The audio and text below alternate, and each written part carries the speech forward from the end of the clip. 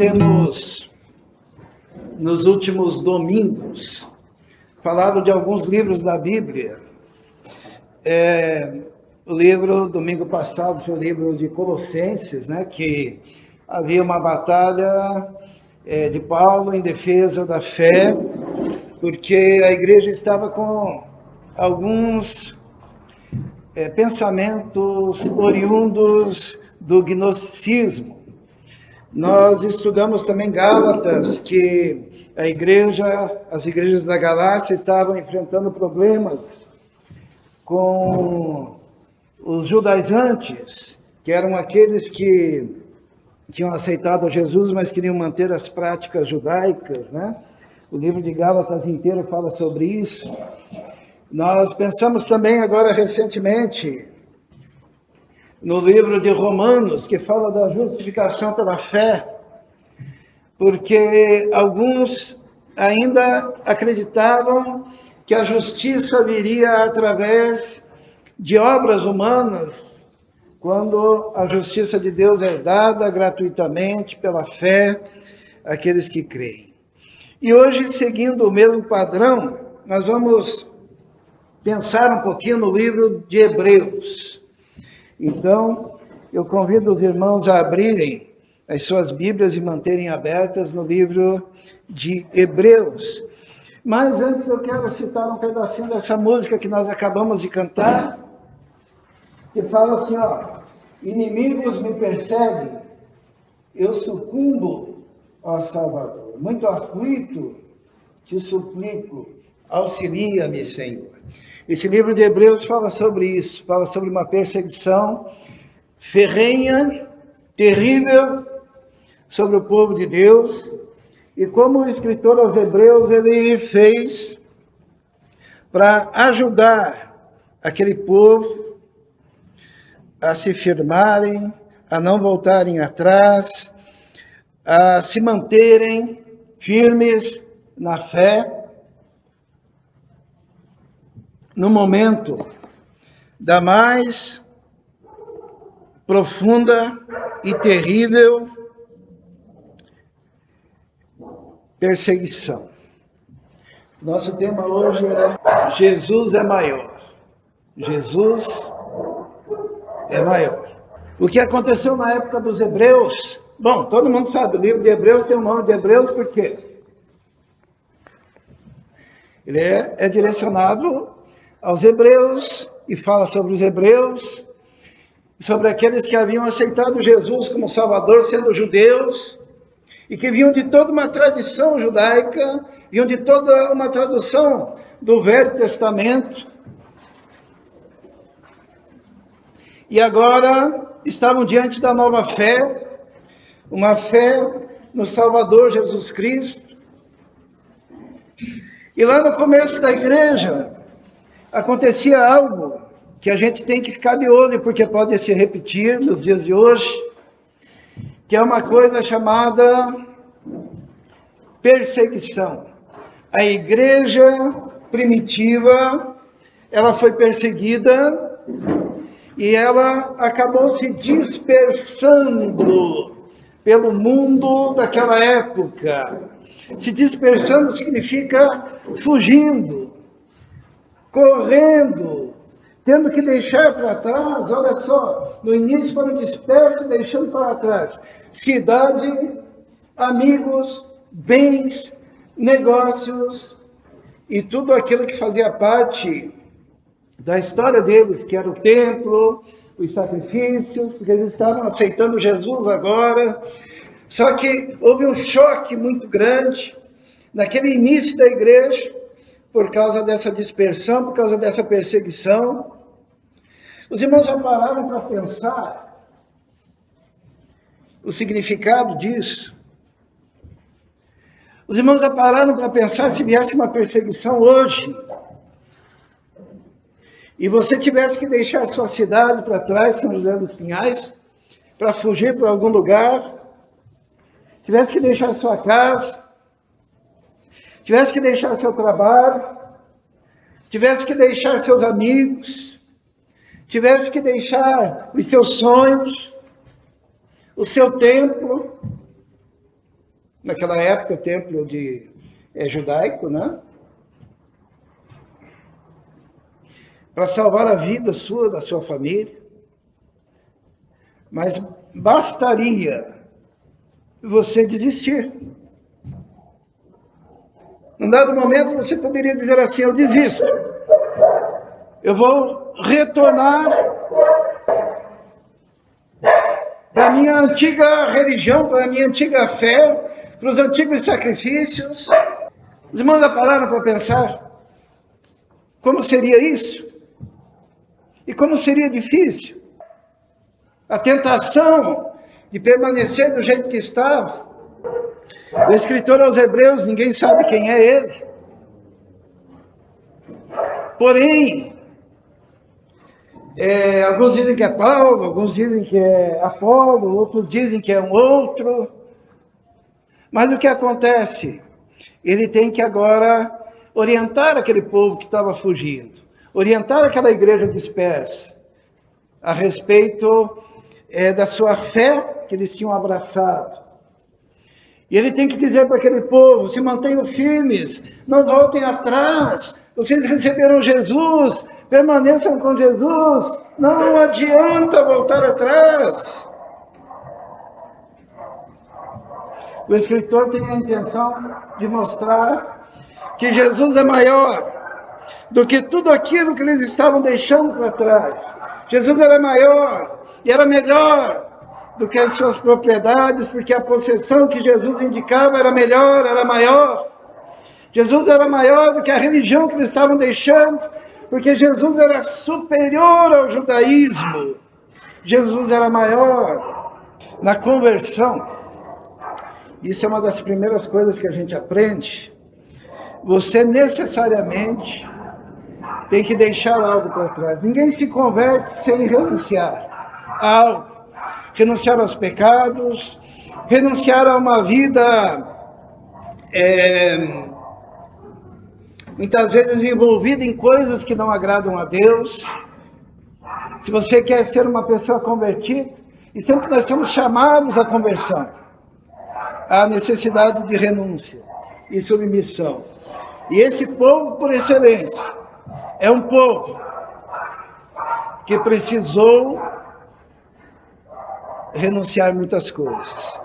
E o escritor, então, ele começa o livro de Hebreus dizendo assim: havendo Deus antigamente falado muitas vezes e de muitas maneiras aos pais pelos profetas, a nós falou-nos nesses últimos dias pelo Filho, a quem constituiu o herdeiro de tudo e por quem fez também o mundo, o qual, sendo o resplendor da glória, da sua glória, a expressa imagem da sua pessoa, sustentando todas as coisas pela palavra do seu poder, havendo feito por si mesmo a purificação dos pecados, assentou-se à destra da majestade nas alturas.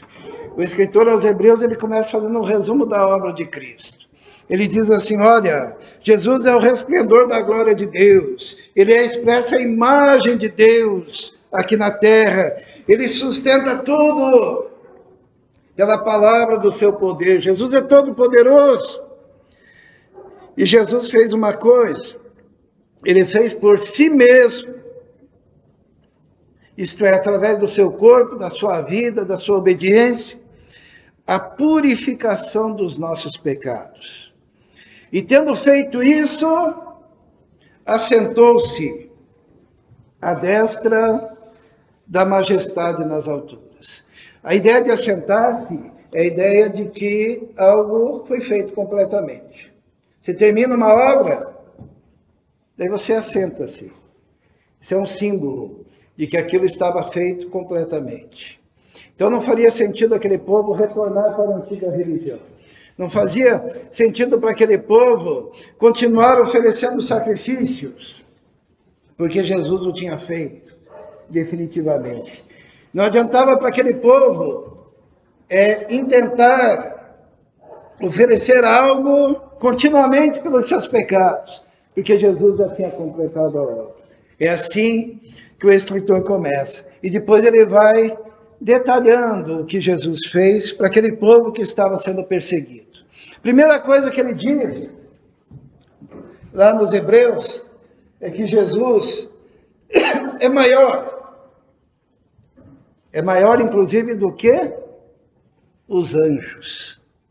É a primeira coisa que ele diz. Olha, no Velho Testamento, toda a revelação, todas as histórias estão permeadas da ação de anjos e anjos e anjos agindo. E o que acontece? Ele diz assim, olha, feito tanto mais excelente do que os anjos, quanto herdou mais excelente nome do que eles. Ele começa dizendo, olha, se firme em Jesus, porque Jesus é maior do que aqueles anjos que apareciam lá no Velho Testamento. Diz assim, como argumentação, porque a qual dos anjos disse jamais, tu és meu filho? Hoje te gerei, e outra vez eu lhe serei por pai, e ele me será por filho? Nenhum anjo escutou isso. Tu és meu filho. Por isso que Jesus é maior. E outra vez, quando introduz no mundo o primogênito, diz, todos os anjos o adorem. Todos os anjos de Deus. Aos anjos foi dada a ordem de adorar a Jesus. Mesmo Jesus tendo sido introduzido neste mundo. Por isso que Jesus é maior do que os anjos. Ele começa dizendo assim, porque havia no imaginário daquele povo toda uma ação veterotestamentária, trabalhada por anjos e por exércitos angelicais. E ele diz, olha, se firme em Jesus, porque só Jesus é filho de Deus. E quando foi introduzido aqui nessa terra, todos os anjos receberam a ordem para adorar a Jesus. Mas dos anjos, e quanto aos anjos, diz, faz dos seus anjos espíritos e de seus ministros labaredas de fogo.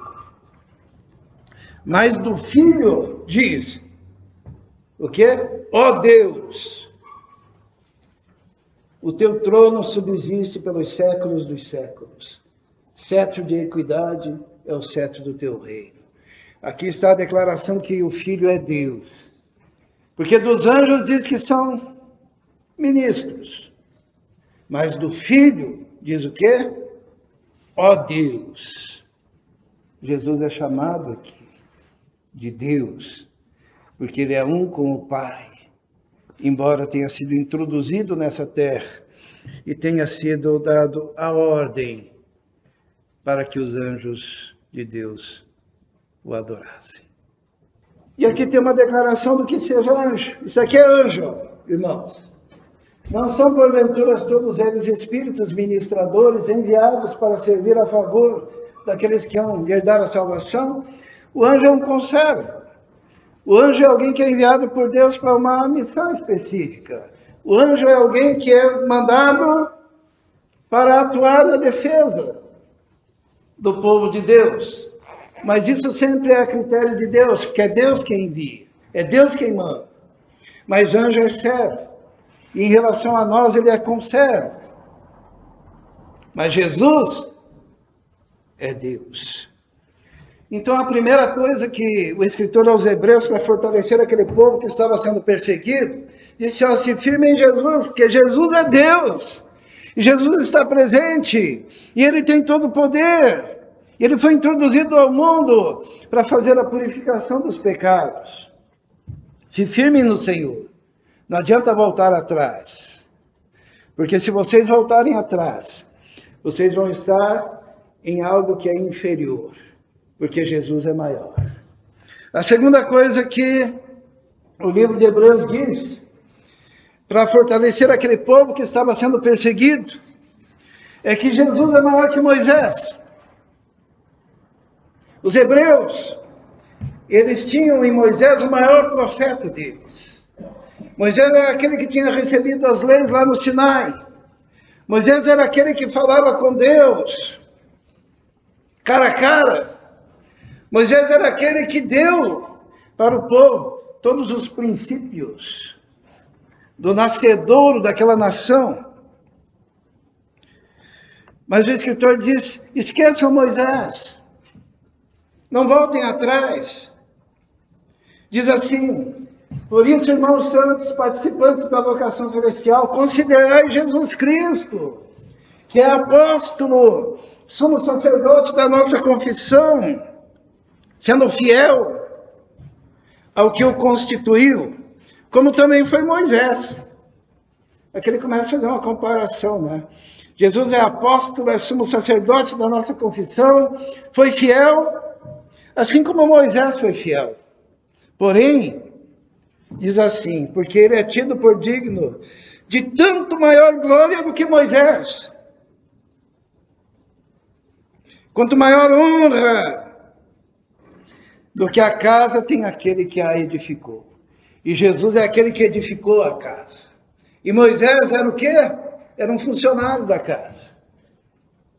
Maior honra tem quem edifica a casa do que quem serve a casa.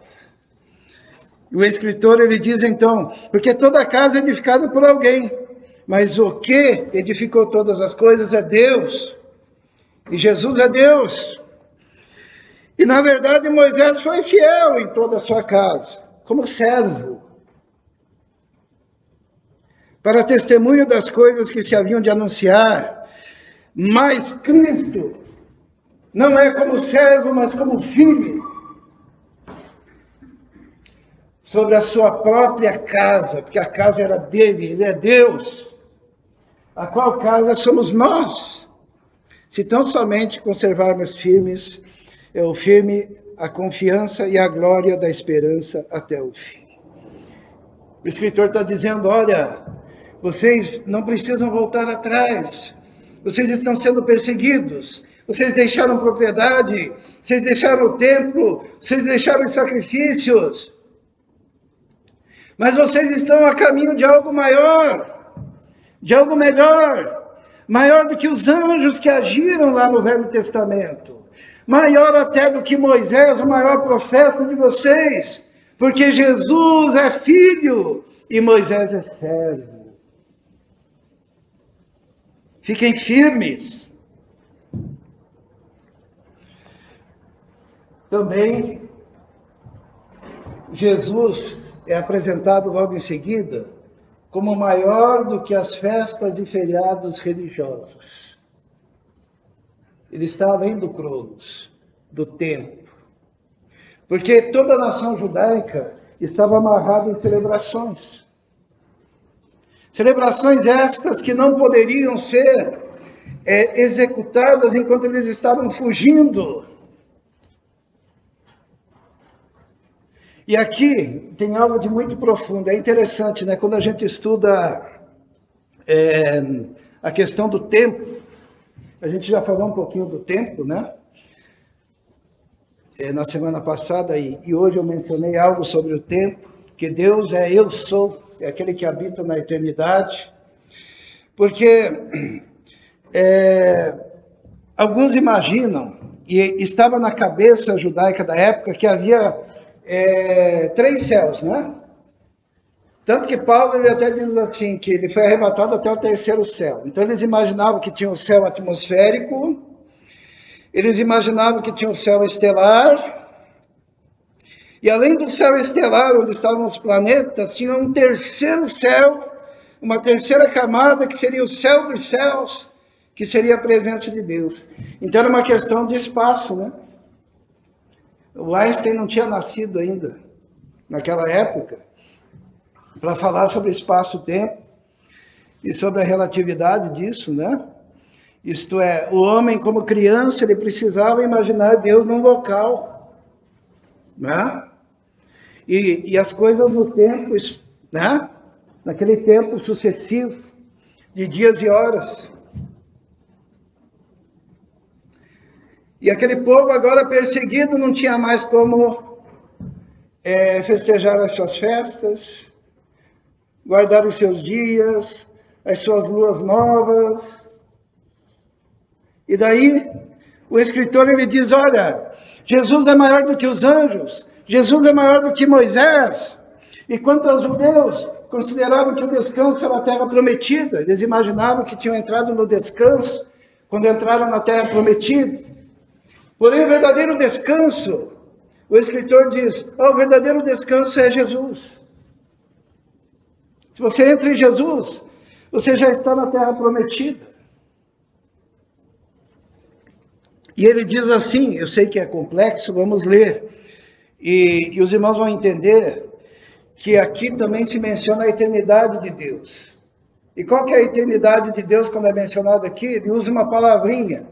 É uma palavrinha que tem que estar aqui no nosso coração, na nossa mente. Sabe qual que é a palavrinha?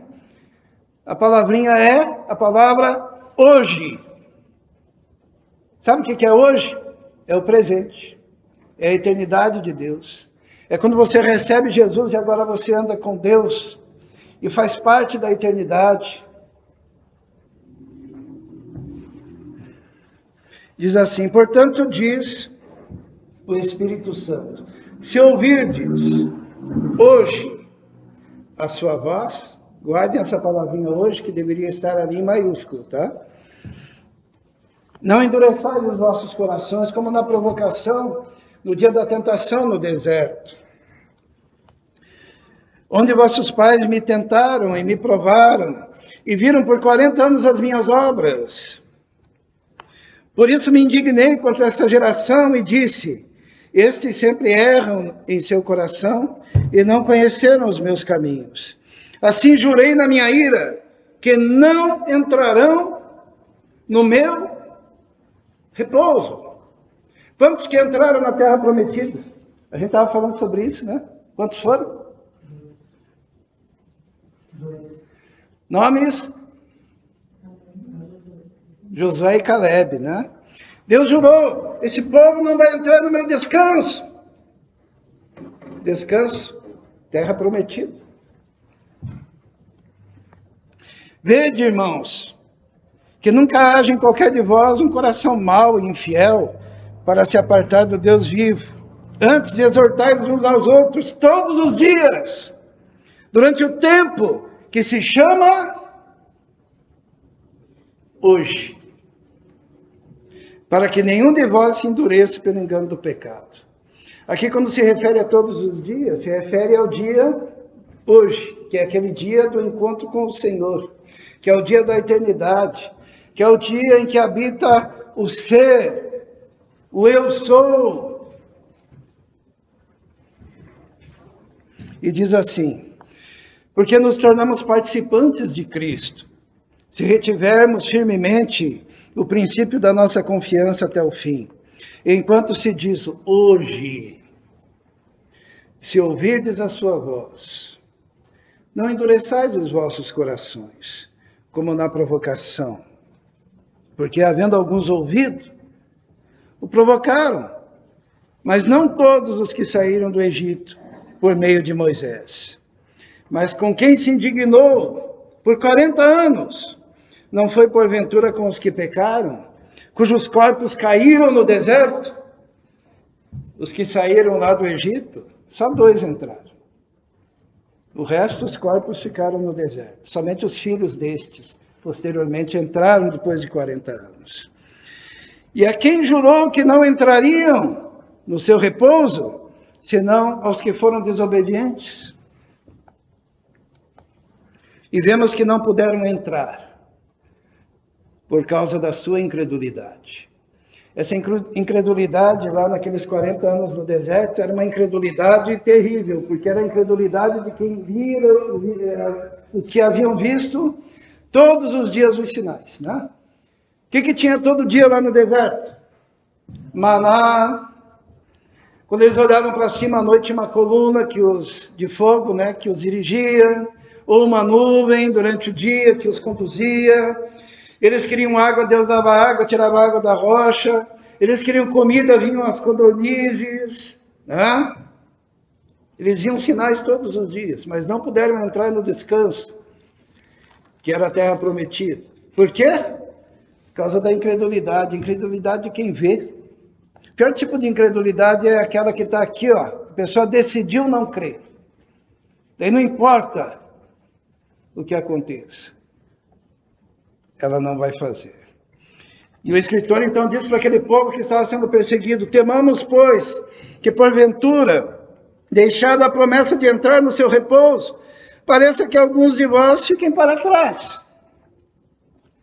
Porque também a nós foram pregadas as boas novas, como a eles. Mas a palavra da pregação nada lhes aproveitou, porquanto não estava misturada com a fé naqueles que a ouviram. Porque nós, os que temos crido, entramos no repouso. Tal como ele disse: assim jurei na minha ira, que não entrarão no meu repouso, embora as suas obras estivessem acabadas desde a fundação do mundo.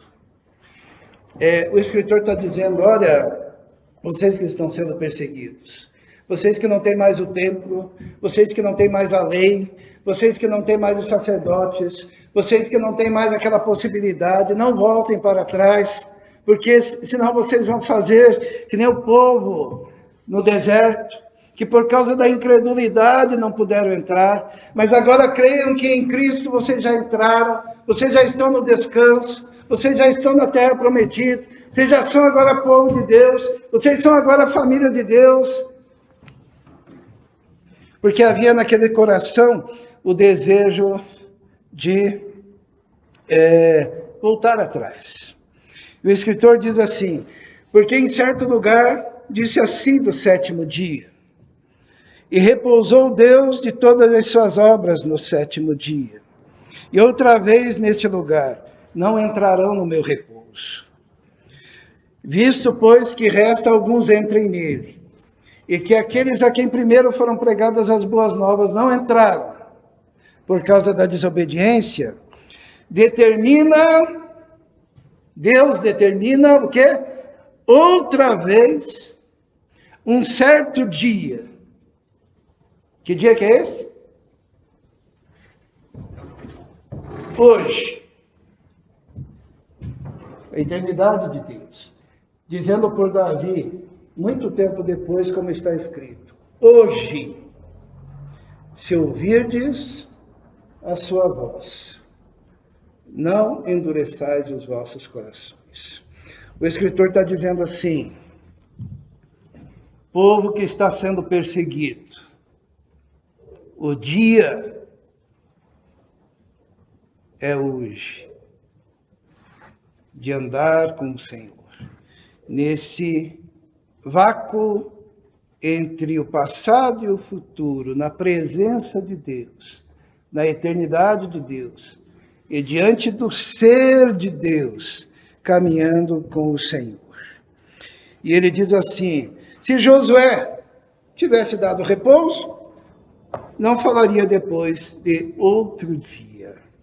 Portanto, ainda resta um repouso para o povo de Deus.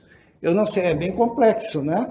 Mas o que está dizendo é o seguinte: as festas, os dias, as luas novas, todo aquele ritual judaico, para vocês que estão sendo perseguidos, Jesus é maior do que tudo isso. E deve caminhar assim. Depois, ele diz assim: olha, Jesus também é o maior sacerdote. Falando aos hebreus, ele diz assim: porque todo sumo sacerdote tomado dentre os homens é constituído a favor dos homens nas coisas concernentes a Deus, para que ofereça dons e sacrifícios pelos pecados. Está dizendo: olha, vocês estão sentindo falta de toda a ritualística judaica, então aqueles sacerdotes, sumos sacerdotes, tinham que oferecer algo, mas agora esse sacerdote, o que ele faz? Ele oferece a si mesmo em sacrifício. É Jesus.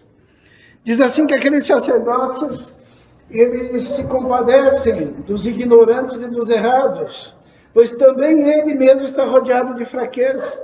O sacerdote humano é rodeado de fraqueza. E por causa dele, deve ele, tanto pelo povo como por si mesmo, fazer oferta pelos pecados. E ninguém toma para si esta honra, senão o que é chamado por Deus como Arão. Então aqui, o escritor está dizendo, olha, vocês estão sentindo falta de todos os rituais e dos sacerdotes, mas aqueles sacerdotes eram humanos, eram falhos, e quando eles ofereciam sacrifícios pelo povo e por eles mesmos. Porém agora, esse novo sacerdote é maior, porque diz assim também Cristo não se glorificou a si mesmo para se fazer sumo sacerdote, mas aquele que lhe disse, tu és o meu filho, hoje te gerei. Como também diz no outro lugar, tu és sacerdote eternamente, segundo a ordem de Melquisedeque. É este que é o novo sumo sacerdote. Aqui é importante nós entendermos uma coisa, irmãos. O escritor está ensinando aquele povo que está sendo perseguido, que tem duas ordens sacerdotais. Tá? Uma é a ordem araônica, de Arão. E essa ordem sacerdotal está lá no Velho Testamento. Então os descendentes de Arão ofereciam sacrifícios, eram sacerdotes, ofereciam pelo povo, mas tinham que oferecer por si mesmos. Mas tem uma outra ordem sacerdotal. Qual que é a ordem sacerdotal? É a ordem segundo Melquisedeque. Melquisedeque é aquele que viveu antes da lei. Melquisedeque era rei de Salém. Melquisedeque é aquele que ofereceu vinho e pão a Abraão, e Abraão lhe entregou os dízimos de tudo. Agora, Jesus era sumo sacerdote de qual ordem? Aquela que era antes da lei, ou aquela que era posterior à lei? Era aquela de Melquisedeque, ou era aquela de Arão? Jesus era sumo sacerdote da ordem de Melquisedeque. Ele deixou de lado toda a ritualística, todos aqueles sacrifícios, todos aqueles mandamentos, todas aquelas ordenanças, todas aquelas práticas. E ele próprio não se submeteu à ordem de Arão, porque ele nem poderia, ele não era nem da tribo de Arão. E ele então é de uma nova linhagem, que é a linhagem da graça, que é a linhagem da fé, que é a linhagem que possui apenas uma lei, que tem um preceito, que é amar a Deus sobre todas as coisas. E o segundo, semelhante a este, amar o próximo como a si mesmo. Diz a palavra que, o qual, nos dias da sua carne, oferecendo com grande clamor e lágrimas, orações e súplicas, ao que o podia livrar da morte, foi ouvido quanto ao que temia. E ainda que era filho, aprendeu a obediência por aquilo que padeceu. Jesus se submete ao Pai em obediência e morre a morte de cruz. E sendo ele consumado, veio a ser a causa da nossa eterna salvação para todos os que lhe obedecem, chamado por Deus sumo sacerdote, segundo a ordem de Melquisedeque. Não segundo a ordem araônica, mas segundo a ordem de Melquisedeque. Jesus, por isso, é o novo e vivo caminho. Por isso que ele mostrou um novo caminho. Por isso que ele conduz o povo por um caminho diferente. Por isso que nós não somos mais escravos.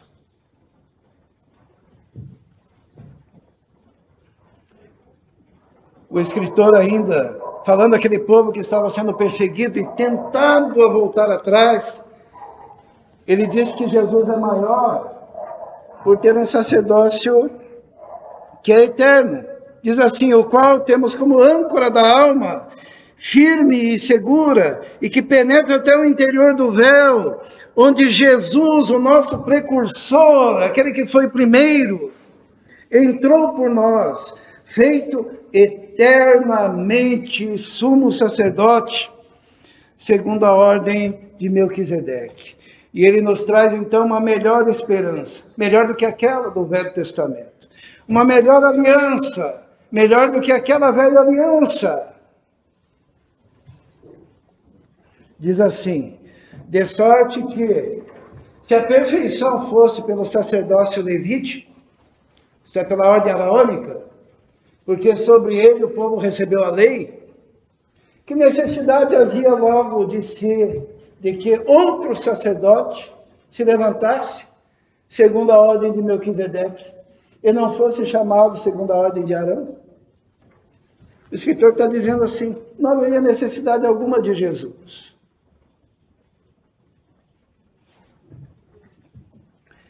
Se através do sacerdócio levítico, araônico, houvesse a purificação dos pecados. Porque mudando-se o sacerdócio, necessariamente se faz também mudança da lei. Tinha um monte de lei. Sacerdócio araônico. Mudou o sacerdote, mudou a lei. Agora o sacerdote é segundo a ordem de Melquisedeque. E qual foi a mudança da lei? Um dia perguntaram para Jesus: qual o maior mandamento, Senhor? E Jesus, o que ele disse? Amarás o Senhor teu Deus de todo o teu coração, de toda a tua alma, de todo o teu entendimento. E o segundo, que é igual a esse, ele estabeleceu os dois como um: amarás o teu próximo como a ti mesmo. Porque você não consegue amar a Deus se não manifestar amor pelo teu próximo. E muito mais manifesto ainda, se a semelhança de Melquisedeque se levantar outro sacerdote, que não foi feito segundo a lei do mandamento carnal, mas segundo a virtude de uma vida incorruptível. Esse novo sacerdote, ele não está fincado na lei, no mandamento da carne, mas ele está fincado numa lei diferente, que é de uma vida incorruptível. O que é uma vida incorruptível? Eu não sei se os irmãos viram agora há pouco, nós mostramos um texto que diz que Jesus aprendeu, né? Será que Jesus aprende alguma coisa? Diz que ele aprendeu a obediência por meio daquilo que sofreu. Sabe por que ele aprendeu? Jesus, ele veio no mundo para morrer, mas antes disso, ele queria ter absoluta convicção de que tinha obedecido à vontade do Pai. Por isso que ele chega para o Pai e diz assim: Senhor, se é possível, passa de mim esse cálice, mas não faça a tua vontade, a minha vontade, faça a tua vontade. E foi da vontade de Deus que Jesus morresse. E Jesus então aprendeu a obediência em que sentido? Ele aprendeu no sentido de que ele obedeceu. Ele que não precisava obedecer, ele que era soberano, ele que era Senhor de todas as coisas, ele resolveu, por um ato de amor, submeter-se plenamente à vontade do Pai e aprendeu a obediência por meio daquilo que sofreu por cada um de nós. Porque dele assim se testifica: tu és sacerdote eternamente, segundo a ordem de Melquisedeque. É por essa via que nós vamos. É por essa via que vai a igreja do Senhor Jesus. Se nós formos pela via de Arão, se nós formos pela via levítica, nós não somos da igreja de Jesus. Por quê? Porque nós somos segmento do judaísmo. Como que nós podemos saber se somos segmento do judaísmo? Que nós seguimos a ordem araônica, nós seguimos a ordem levítica. Agora, se nós somos de Jesus, nós seguimos a ordem segundo o Melquisedeque. Por isso que diz assim: porque o precedente mandamento é abrogado por causa da sua fraqueza e inutilidade. O que significa abrogado? Anulado, cancelado. Por que ele foi cancelado? O precedente mandamento, isto é, o velho. Por quê? Porque ele é fraco e inútil. Porque através da lei ninguém conseguiu ser aperfeiçoado. E através da linha levítica, ou araônica, ninguém pode ser salvo. Por isso Jesus faz parte de uma ordem chamada ordem segundo Melquisedeque. Pois a lei nenhuma coisa aperfeiçoou. E dessa sorte é introduzida uma melhor esperança, pela qual chegamos a Deus. De tanto, melhor aliança. Porque a velha aliança é o Velho Testamento, e a nova aliança é o Novo Testamento. E da melhor aliança, Jesus foi feito o fiador. Portanto, pode também salvar. Como? Perfeitamente. Os que por ele se chegam a Deus, vivendo sempre para interceder por eles. Porque a lei constitui sumos sacerdotes a homens fracos. Mas a palavra do juramento, que veio depois da lei, constitui o Filho perfeito para todo sempre. O escritor aos Hebreus, vendo aquele povo sofrendo, e agora eu pergunto se você estivesse naquela situação, né? Vamos imaginar que você vem de uma tradição, vamos imaginar que você vem de um povo que tem toda aquela história milenar de obediência, de sacrifício, centralizado num templo físico. E daí você recebe Jesus e daí começa a ser perseguido, perde a tua casa, alguns dos seus familiares morrem, você perde o teu emprego, você perde o teu negócio, você perde seus amigos, e você está sendo perseguido e espalhado pelo mundo. Quantos aqui teriam vontade de voltar atrás? E dizer, esqueça, não tem nada a ver comigo. Eu quero minha casa de volta. Eu quero meu trabalho de volta. Eu quero meu sossego. Eu quero meu sustento. Quantos de nós estaríamos dispostos a, apesar da perseguição, apesar do despojo dos nossos bens, apesar do abandono de ideias e de tradições, permanecer firme com o Senhor Jesus? O livro de Hebreus está aqui justamente para trazer essa fatia da história, para que nós possamos compreender. Porque eu queria dizer aos irmãos, melhor eu vou perguntar para os irmãos, será que essa história pode se repetir? O que os irmãos acham? Será que a perseguição, a perda dos bens, a perda do trabalho, a perda do sossego, ter que fugir da sua cidade, será que isso pode se repetir? O que o irmão acha, pastor Brasil? Pode. Se nós abrirmos os nossos olhos e olharmos agora os países comunistas, isso já está acontecendo.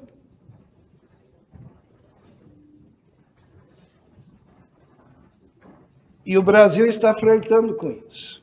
Essa semana, Cuba teve lá o povo indo para as ruas, porque querem de volta a sua liberdade, depois de praticamente 60 anos de dura servidão. Só que nós estamos num Brasil que flerta com o comunismo. E pode acontecer, tem muita gente que não acredita, né? Mas pode acontecer que uma esquerda assumindo o Brasil, nós possamos perder as nossas propriedades, nós possamos perder a nossa liberdade de culto, nós possamos ter que sair fugidos para lugares distantes,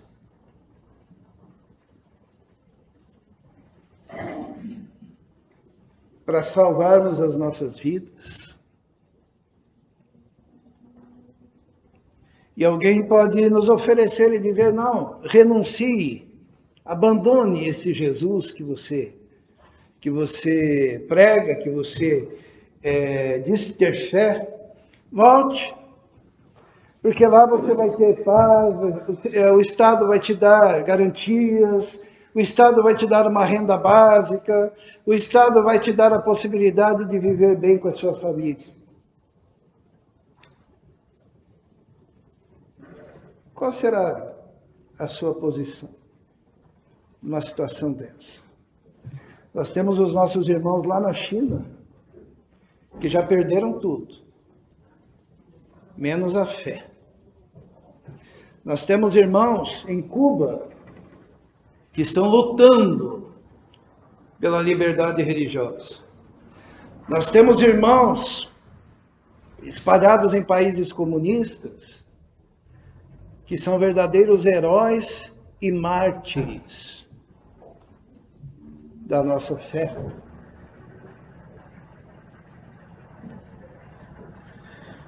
E o mesmo conselho que aparece aqui no livro de Hebreus é o conselho que serve para todos nós nesses momentos de perseguição.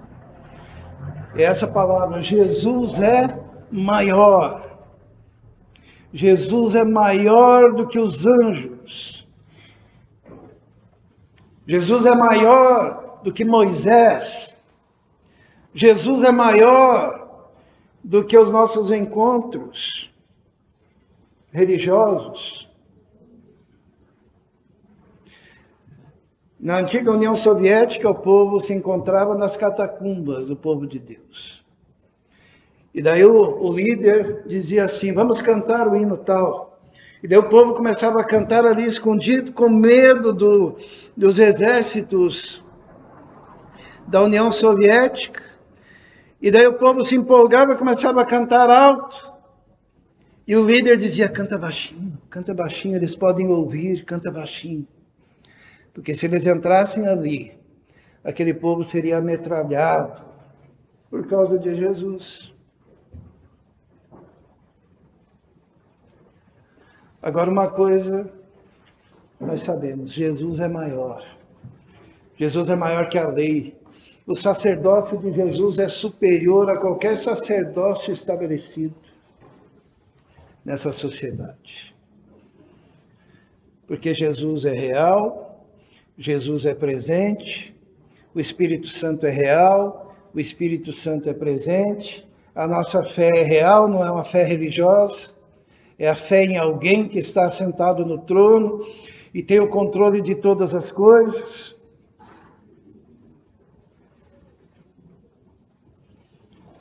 Por isso que a Bíblia diz assim que muitos são chamados,